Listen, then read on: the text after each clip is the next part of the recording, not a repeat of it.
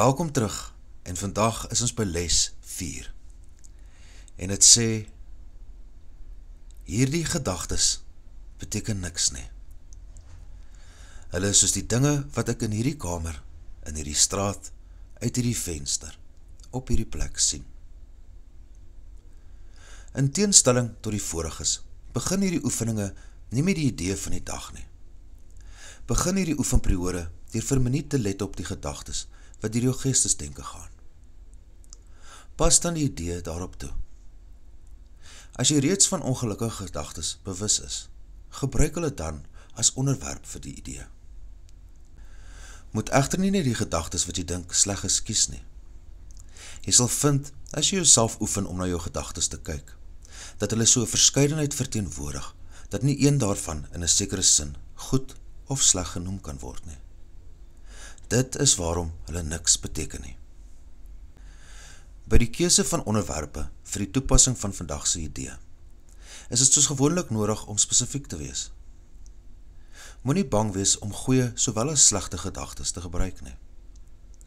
Nie een van hulle gee jou ware gedagtes weer wat deur hulle geheim gehou word nie. Die goeie is 'n slegs skaduwees van wat daar agter lê, en skaduwees bemoeilik sig. Die slegtes blokkeer sig en maak sien onmoontlik. Jy wil nie een van die twee hê nie. Hierdie oefening is belangrik en sal van tyd tot tyd in ietwat verskillende vorms herhaal word. Die mikpunt hier is om jou die eerste stappe te leer na die einddoel om die betekenislose van die betekenisvolle te skei. Dit is die eerste poging in die langtermyndoel om die betekenislose buite jou te leer sien en die betekenisvolle binne jou. Dit is ook die begin daarvan om jou geestesdenke te oefen, om te herken wat dieselfde is en wat verskillend is. Typeer elke gedagte wat jy vir die toepassing van die idee van vandag gebruik, volgens die sentrale figuur of gebeurtenis wat dit bevat.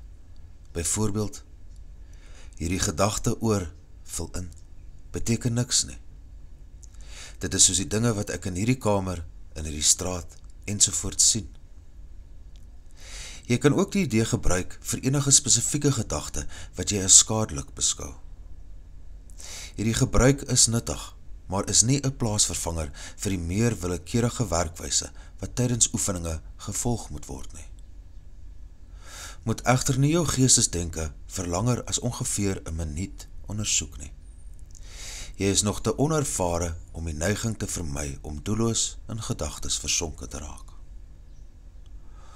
Omdat hierdie oefeninge bovendien die eerste van hul soort is, mag jy dit besonders moeilik vind om alle oordeel in verband met gedagtes op te skort.